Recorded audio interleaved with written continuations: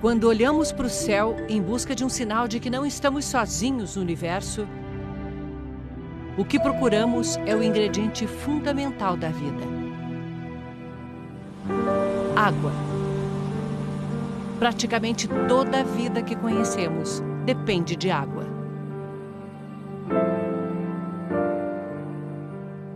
Foi só quando começaram a se estabelecer ao lado de fontes de água boa e permanente que os nossos antepassados puderam começar a plantar e criar animais para comer. Sem precisar se deslocar todos os dias em busca de alimentos, passaram a ter tempo livre. E foi assim que, ao lado dos rios, teve início a grande jornada das civilizações. Nossa nova jornada percorre o Rio Nilo.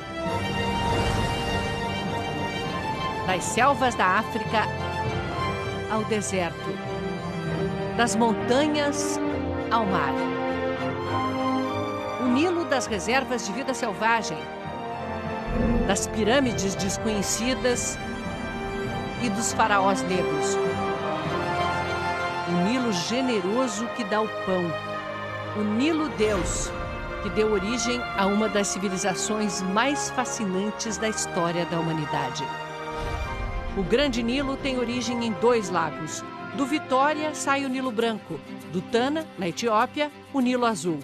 Percorremos mais de 6.000 quilômetros, 4 países até a Foz no mar Mediterrâneo.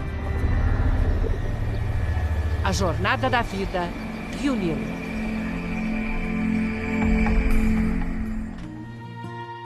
O parque é um ambiente em processo de cura. O remédio é o Nilo.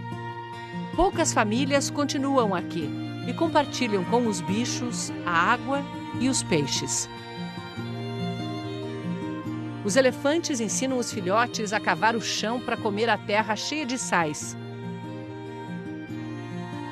A manada vai se alimentar nessa faixa verde até a chuva chegar. A cegonha bico de tamanco, tão rara quanto estranha, levanta seu voo baixo.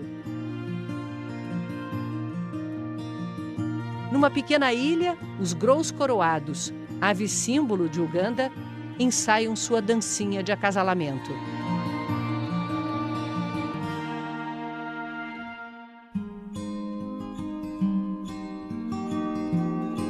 De manhã bem cedo encontramos um grupo de hipopótamos que passou a noite pastando.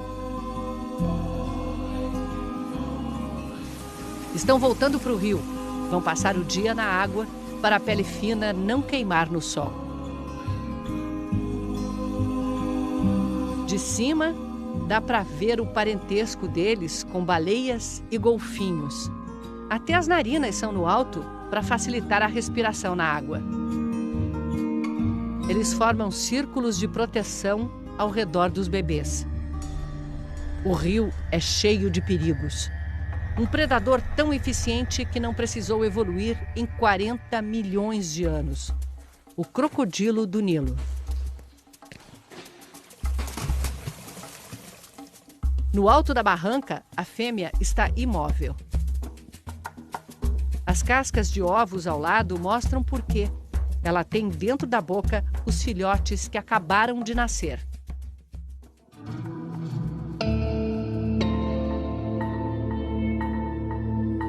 Lá no descampado, os leões se escondem onde acham uma sombra.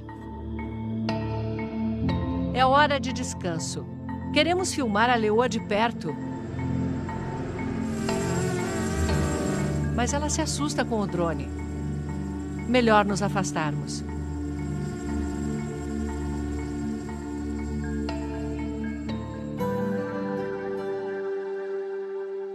A girafa da Núbia. O maior símbolo do esforço para recuperar as espécies ameaçadas aqui. A perna branca e as manchas escuras distinguem esta das outras 3 espécies de girafas. Bichos mansos, curiosos.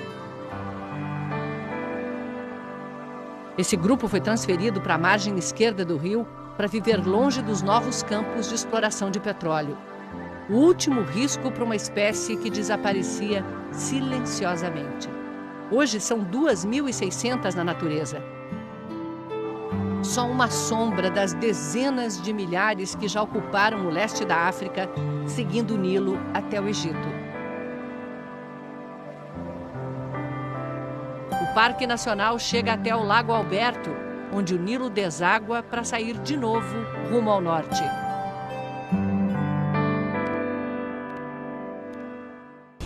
É agora, uma viagem pelo reino dos faraós negros. Nossa viagem pelo maior rio da África chega ao deserto e desvenda o enigma de pirâmides construídas há mais de 2.500 anos. Os repórteres Sônia Bride e Paulo Zero mostram vestígios de um reino que dominou o norte do continente africano e conquistou até o poderoso Egito. É a jornada da vida, Rio Nilo.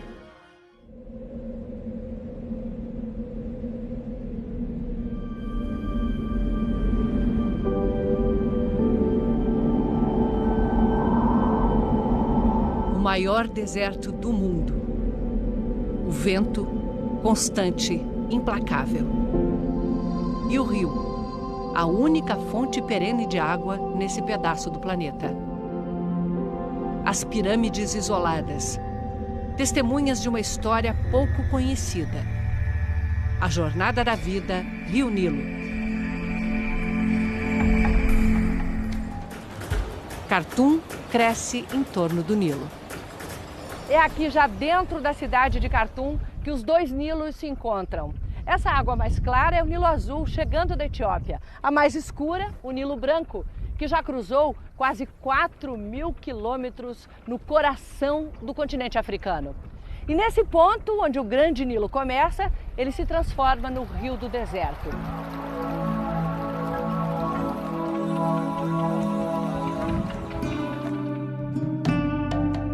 Amanhecemos já fora da cidade, no mercado de camelos. São milhares.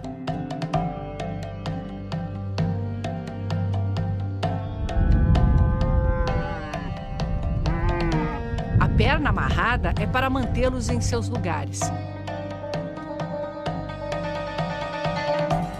A maioria dos camelos vai parar nos açougues do Egito. Já se foi o tempo em que eles eram indispensáveis para enfrentar a imensidão de areia. Nesse trecho, o Saara se chama Deserto da Núbia, que é o nome antigo do Sudão. A Núbia é o encontro da cultura da África Negra com o Egito. No que parece um vazio no deserto, os arqueólogos do Museu Britânico desvendam uma série de tumbas. Este lugar foi usado como cemitério por 3.000 anos. Em alguns pontos, havia pequenas pirâmides que desmoronaram, deixando só as pedras espalhadas pelo chão. A gente analisa as tumbas e os restos mortais e descobre como essas pessoas viviam, o que comiam, as doenças, os acidentes, tudo o que sofreram em suas vidas. Os ossos revelam vidas violentas. Este é um antebraço fraturado. É incrível, os ossos nos trazem muita informação. É como um professor meu sempre diz, os ossos não mentem jamais. A cerâmica fina, delicada, comprova a sofisticação da cultura. Miçangas de vidro, pedras semi-preciosas, casca de ovo de avestruz. Eles viviam aqui, mas o clima mudou muito. Há 2.000 anos tinha aqui elefantes, hipopótamos, crocodilos. A poucos quilômetros dali, uma floresta petrificada é prova disso. Troncos inteiros, até a raiz, de árvores imensas que cresciam num clima úmido. O Nilo aqui se espalhava, formando lagos. Mas no fim da Era do Gelo, mudou o clima. As fontes secaram. O Nilo se tornou um rio com leito definido. E os povos se concentraram nas margens. O arqueólogo Vincent Francini, do Museu Nacional do Sudão, é um dos maiores especialistas em história da Núbia, que é a história do povo com o Nilo. No Vale do Nilo só tem o Nilo. Ele é a única fonte de vida para as pessoas. Assim se formaram o Sudão e o Egito. Tudo aqui começa pela geografia. Uma geografia hoje desenhada pela ocupação humana. Praticamente toda a extensão do Nilo está ocupada e plantada. Nem um pedaço de terra fértil é desperdiçado. E canais de irrigação espalham a vida do Nilo para muito além das margens. A mesma técnica que 3.000 anos antes de Cristo foi usada para construir esta estrutura, ainda misteriosa, a Defufa. Por que eles ergueram essa plataforma com 18 metros de altura? Seria um local de cerimônias religiosas? Ao redor da Defufa havia uma cidade, Kerma, capital do reino núbio de Cuxi. Essa estatueta simboliza o poder militar e econômico da Núbia. O rei arqueiro, o arco que ele segurava, sumiu, como boa parte do ouro que revestia toda a estátua. Ouro e exército de arqueiros eram as forças do reino da Núbia. 1.500 anos antes de Cristo, os egípcios conquistaram essa região. E encontraram, numa montanha solitária, na beira do Nilo, a explicação para a origem de seus deuses, Jebel Barkal. Arqueólogos acreditam que os egípcios subiram o Nilo centenas de quilômetros em busca da origem do rio e da vida. Se o rio vinha daqui, de onde sai a fertilidade das terras do Egito, deveria haver uma divindade neste lugar. E essa montanha se encaixava perfeitamente na mitologia, que dizia que o deus Amun nasceu da primeira montanha formada na terra. Na pedra, a forma de cobra, símbolo de poder, que ornava as cabeças dos faraós. Outro sinal dos deuses? Os faraós egípcios vieram até aqui. Foram 3 meses de uma viagem difícil pelo Nilo. E aqui construíram um imenso templo. Ele se estendia do rio até a boca da montanha. Cavado na pedra, um último templo, a morada do deus Amun. Durante 1000 anos, Jebel Barkal foi o ponto de confirmação do poder divino de seus faraós. Quando eles saíram da Núbia, deixaram para trás um reino organizado, seguindo os deuses e a cultura egípcios.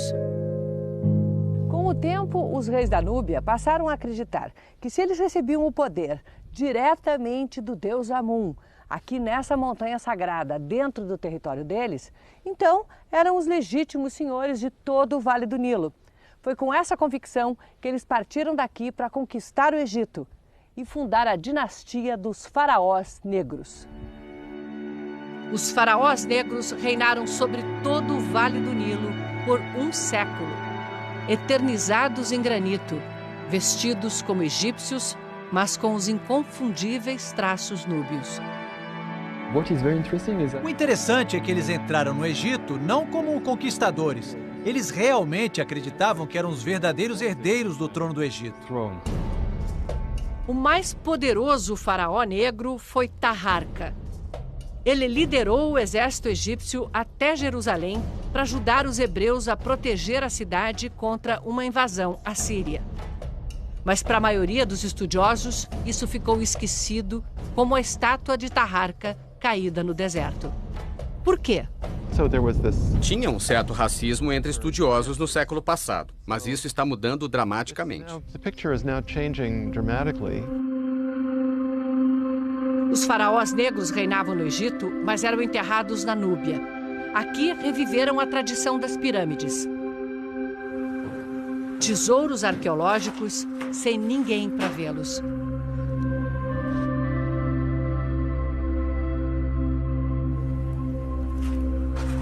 É como se a gente estivesse descobrindo as tumbas dos soberanos.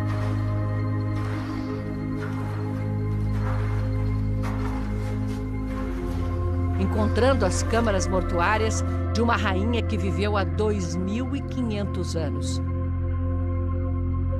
A mãe de um faraó, enterrada segundo o ritual egípcio.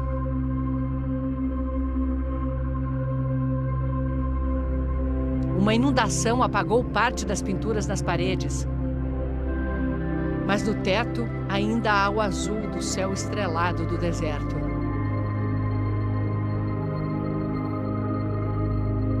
Quando a dinastia dos faraós negros caiu, eles voltaram para a Núbia. E aqui desenvolveram uma civilização sem igual.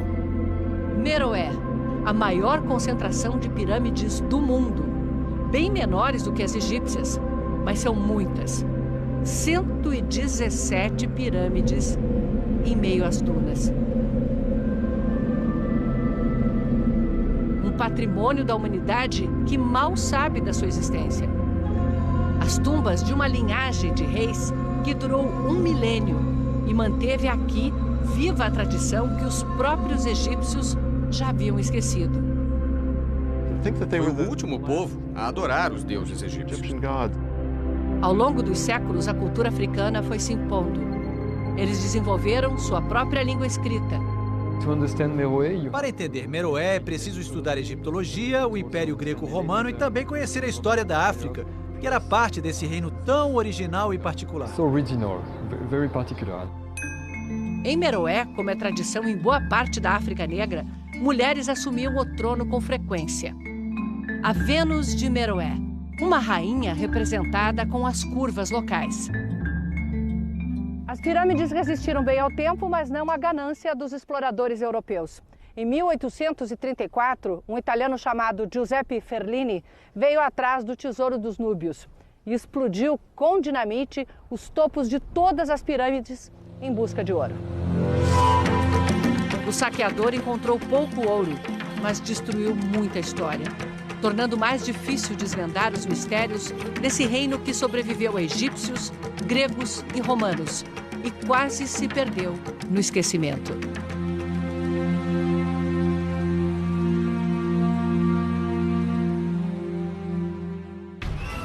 A origem da expressão obra faraônica vem, claro, do Egito Antigo, de um tempo em que os faraós encomendavam construções grandiosas e ricas em detalhes. Para encontrar esses monumentos impressionantes, seguimos nosso caminho pelo maior rio da África, tendo como guias os repórteres Sônia Bride e Paulo Zero. É a Jornada da Vida, Rio Nilo.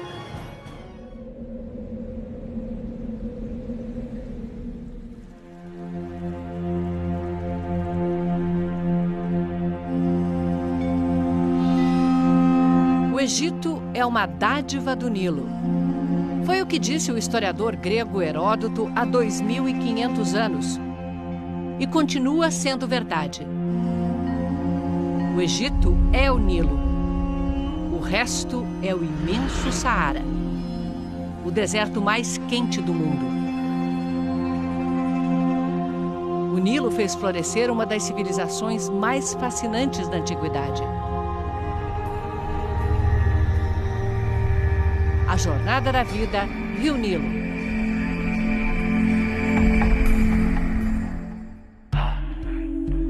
Há 4.600 anos atrás, um faraó pensou grande, muito grande. Quéops construiu sua tumba com 146 metros de altura. Nem os seus sucessores, Quéfren e Miquerinos, que fizeram suas tumbas ao lado, se atreveram a igualá-lo. Guardada pela Esfinge, a pirâmide de Quéops, durante 4 milênios, foi a maior construção humana. E ainda intriga quem visita esse cemitério como nenhum outro, a Necrópole de Giza. Como calcularam estruturas tão grandes e com tanta precisão? Como transportaram e montaram 2 milhões de blocos de pedra, cada um pesando de 2,5 toneladas a 15 toneladas? Isso sem usar nem animais, nem veículos com roda por causa da areia? Esta semana, pesquisas que detectam raios cósmicos absorvidos pelas pedras revelaram que há um espaço vazio na Grande Pirâmide. 4.500 anos. E ainda guardando surpresas. O que se sabe ao certo é que as pirâmides foram obra de milhões de operários, artesãos, artistas. Mas é preciso mais do que força humana para levantar estruturas como essas. É preciso ter uma sociedade organizada, uma burocracia para administrar a obra, um Estado que controla tudo. É preciso ter uma civilização. Essa civilização deixou tantas obras e tumbas que os egípcios não dão conta de estudar tudo. Todos os anos, centenas de cientistas do mundo inteiro se juntam à tarefa. Necrópole de Tebas. Cada buraco na encosta é uma tumba. Aqui encontramos o professor Antônio Brancaleon, do Museu Nacional do Rio de Janeiro. Ele estuda a tumba de um nobre que viveu 1.300 anos antes de Cristo. O Egito é o primeiro grande Estado nacional que a gente tem. Tudo pertence ao Estado, tudo pertence ao rei. Neferhotep, enterrado aqui, era da elite administrativa desse Estado. Por volta de 2000 a.C., eles estabelecem uma burocracia profissional, vamos dizer assim. A pessoa se estabelece dentro de cargos e de funções pelas suas qualidades, e não simplesmente por serem parentes dos faraós. Uma equipe alemã faz o trabalho minucioso de restauração da tumba. Pedaços de parede caídos são preenchidos para evitar novos desmoronamentos. O laser remove milênios de sujeira acumulada. Milímetro a milímetro, a tinta escondida ganha vida.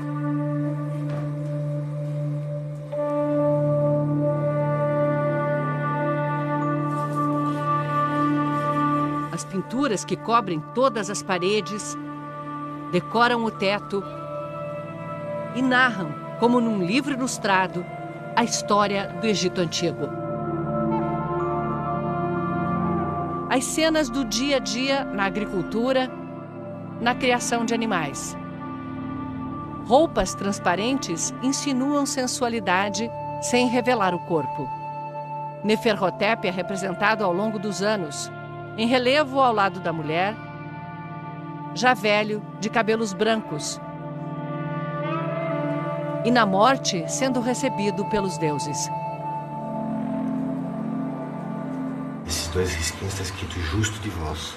Significa que ele fala a verdade. Os desenhos e símbolos são hieroglifos, a escrita do Egito Antigo.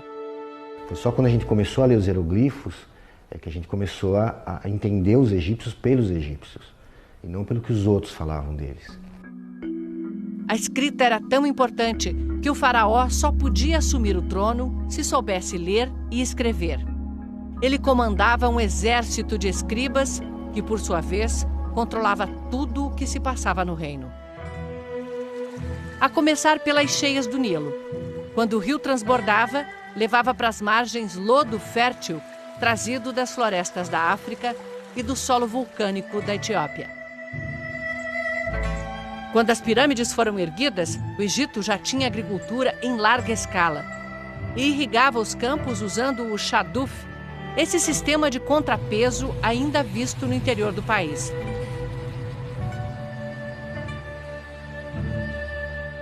O trigo era a principal cultura.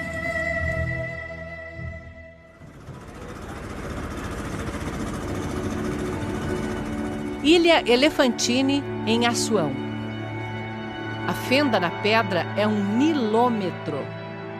Todas as cheias eram monitoradas e registradas com precisão. A medida era essa aqui, mais ou menos o tamanho do antebraço e a mão do faraó. Quanto maior a cheia, mais terra fértil chegava, maior a produção agrícola. E assim, eles podiam calcular quanto imposto cobrar da população. Na cheia, a água entrava por aqui e avançava pelos degraus.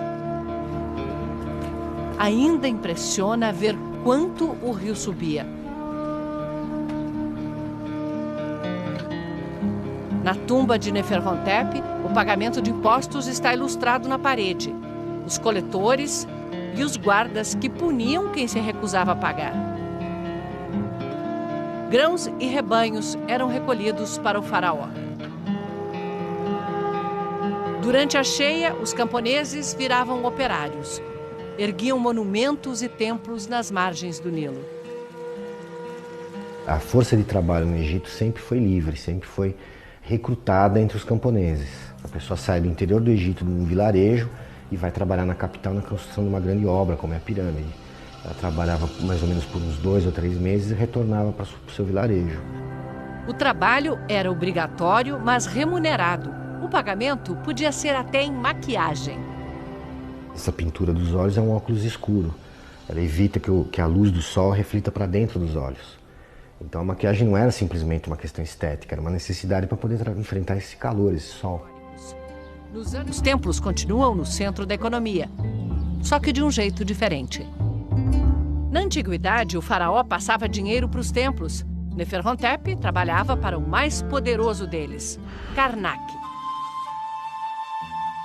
O deus Amon saía uma vez por ano em procissão, carregado pelos sacerdotes numa barca. Embarcavam num barco de verdade e saíam por esse canal. O canal ligava o Nilo a Karnak. O templo de Amun, o rei dos deuses, ou Amun-Ra, o deus Sol. Karnak é 3 vezes maior do que a cidade do Vaticano. O lago já não existe, mas podemos seguir a Avenida de Esfinges, o deus Amun com corpo de leão e cabeça de carneiro. Karnak ficou 1000 anos coberta pela areia até ser encontrada no século XVIII. Egípcios haviam levado pedras para construir suas casas. Nações invasoras levaram obeliscos e partes dos templos como troféus de guerra. Mas Karnak ainda tem a imponência de uma obra que levou 1300 anos. Cada novo faraó aumentava o templo, mas nenhum fez tanto quanto Ramsés II, que ficou 60 anos no trono. Uma floresta de pedra. 134 colunas desenhadas como flores, algumas em botão, outras já desabrochadas. Elas seguravam o teto do maior salão da antiguidade. O tempo e o vento que joga areia contra as paredes gastaram as tintas. O templo era uma explosão de cores. O efeito divino se completava com o sol, como se o deus Amun-Ra entrasse pelas grades posicionadas no alto do salão. Tutankhamon também fez uma capela em Karnak. O faraó menino foi coroado aos 9 anos e morreu antes de completar 20. No auge do seu poder, Karnak abrigava 80.000 pessoas, entre sacerdotes e empregados do templo. Mas nada disso estava ao alcance do povo. O templo egípcio ele não é exatamente como uma igreja. Ele não é aberto para o povo. O povo tem a sua fé, tem a sua crença, mas ele desenvolve essa sua crença, essa sua fé fora dos templos. O povo só tinha acesso aos rituais, que sempre envolviam procissões de barco. O lago sagrado era a representação do Nilo. Ao lado dele, ligado ao rio por um canal subterrâneo, o Nilômetro. Comandado por Hapi, o deus do Nilo, representado sempre com barbas e seios de mulher. É um deus forte e fértil. O Nilo que espalha a vida pelo Egito.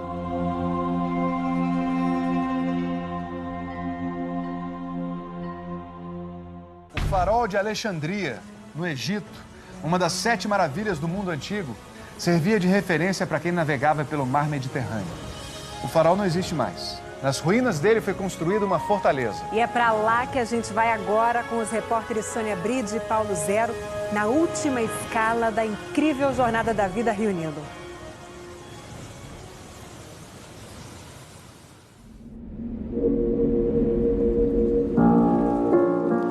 Eu fiz o céu e a terra. Eu separei os horizontes como uma cortina. E entre eles coloquei a alma dos deuses. Eu fiz as horas, eu criei o dia. Eu criei as cheias do Nilo. Fiz as poderosas águas da inundação para que delas os pobres tenham direitos, assim como os poderosos. Os poemas com as palavras do Deus Sol estampam as paredes das tumbas dos faraós. No Egito Antigo, a morte era atravessar o Nilo, para na outra margem recomeçar a jornada da vida.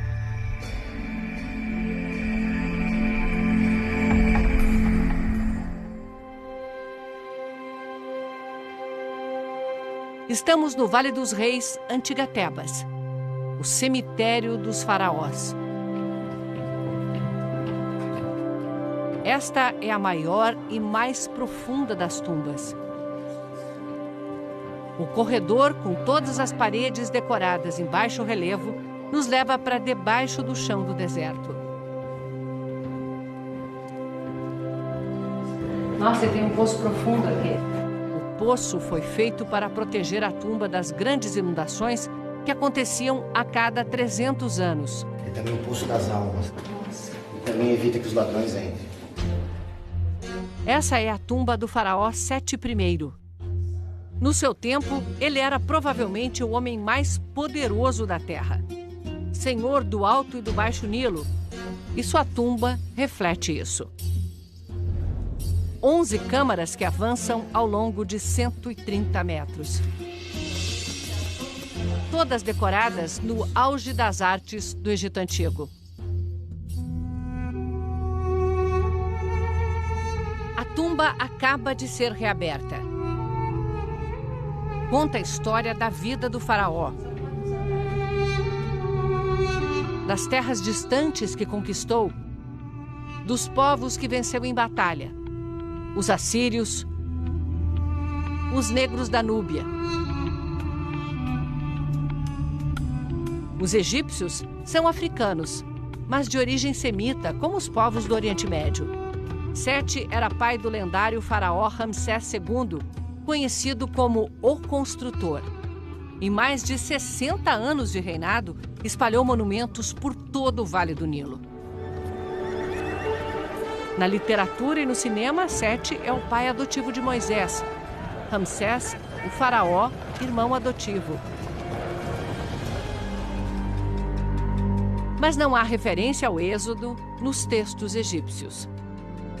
Quando a tumba de Sete foi descoberta há 200 anos, o sarcófago e até as paredes foram levados para a Europa. No Museu Nacional do Rio, há estatuetas mortuárias da tumba de Sete. Nas colunas da tumba, Sete é recebido pelos deuses do Egito, um a um, entrando numa vida eterna que não era para todos. Aqueles que não têm direito a essa vida eterna são esquecidos. Eles voltam para o princípio dos tempos, para o oceano primordial, que é o esquecimento final. É o pior castigo. Morrer não é um castigo, o esquecimento é. A imagem e o nome de Sete I se repetem exaustivamente. A eternidade é ser lembrado. Os egípcios gostavam tanto da vida deles aqui na margem do Nilo que eles projetam essa vida para o outro mundo. Não é um paraíso diferente da vida que eles tinham aqui. Era uma existência à margem do Nilo, só que melhor, por mais tempo. A serpente que desliza pelas paredes é o tempo. Milhões de anos. A vida eterna, um espelho da vida na Terra. É porque eles acreditavam que o objetivo da vida é a morte, que a morte começa uma vida nova, eterna, onde desaparecem as diferenças entre o humano e o divino. Na eternidade egípcia, todos os homens são deuses. No teto, uma demonstração do conhecimento deles em astronomia, um calendário e as constelações, vistas no céu do hemisfério norte, representadas pelos animais que povoavam as margens do rio.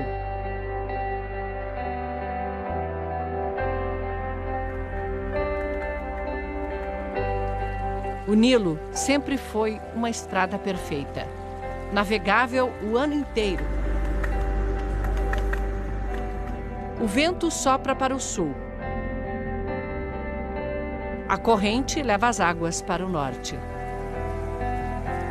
Isso facilitou a expansão do império e também a entrada de conquistadores. Vinham atrás das terras férteis bem na costa do Mediterrâneo. Cada novo império que surgia invadia o Egito para controlar a produção e alimentar seus soldados. O Egito foi atacado por muitas forças. Líbios ocuparam o trono, depois os faraós negros vindos da Núbia, depois assírios, persas, gregos.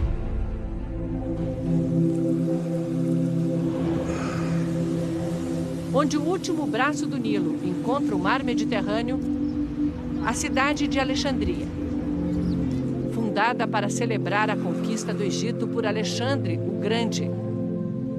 O grego da Macedônia nunca viveu aqui, mas deixou uma dinastia que fez de Alexandria a pérola cultural do Mediterrâneo. Este prédio moderno é a nova biblioteca. A antiga, que desapareceu, atraía estudiosos da Europa e Oriente com sua coleção de livros. Ali perto, em Roseta, essa globalização ganhou um símbolo. Pedras retiradas de ruínas de templos foram usadas para erguer o forte que protege a entrada do porto. Encaixadas onde cabiam, muitas sem corte. Em 1799, o Egito estava ocupado pelas tropas de Napoleão. E um padre francês, fazendo a restauração desse forte, encontrou nas fundações uma estela, uma pedra cheia de inscrições.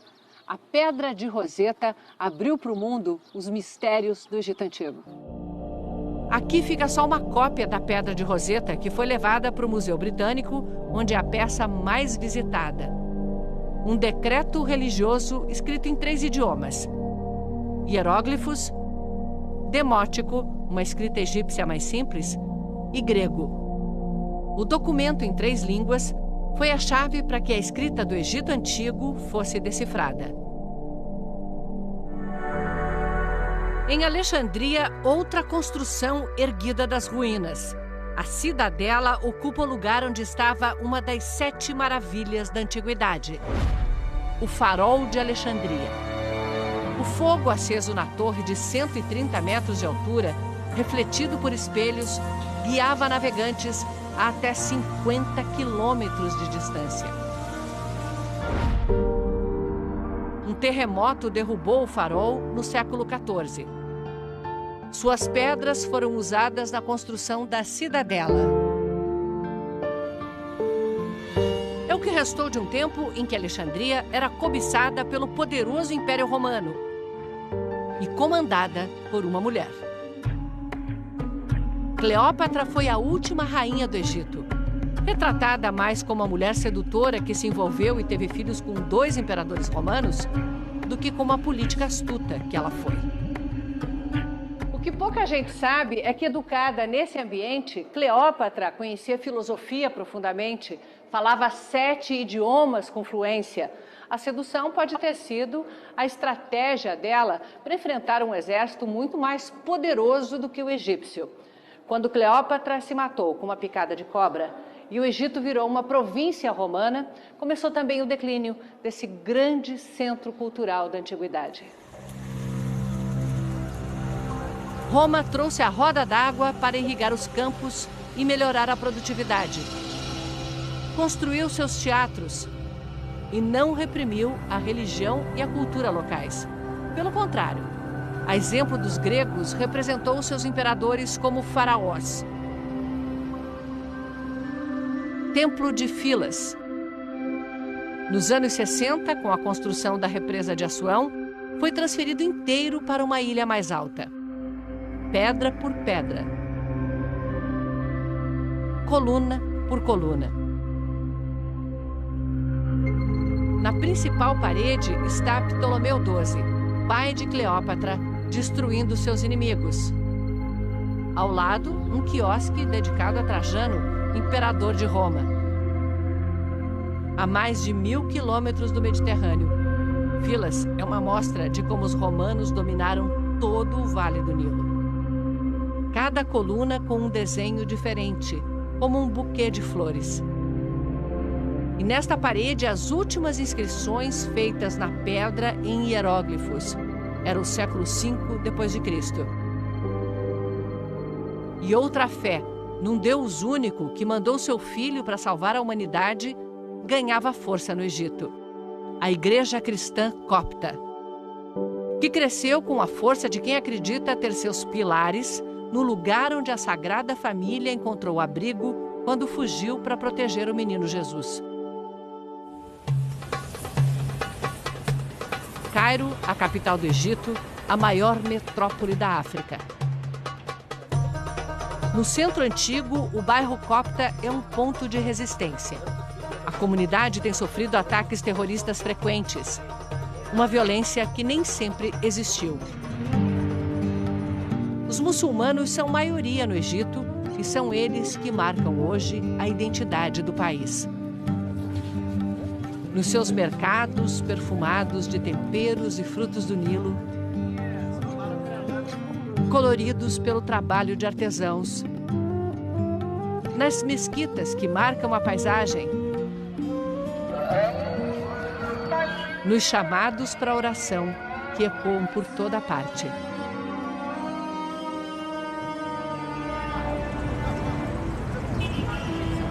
Os jovens na Praça Tahrir, fazendo o que jovens fazem em qualquer canto do mundo, são um contraste com as manifestações por democracia nesta mesma praça, no movimento que ficou conhecido como a Primavera Árabe.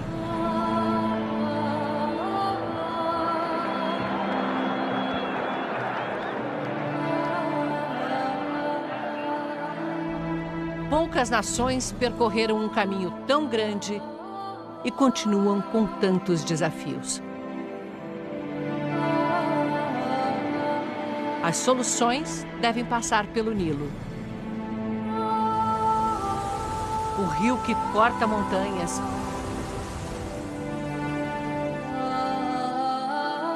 sustenta diferentes povos,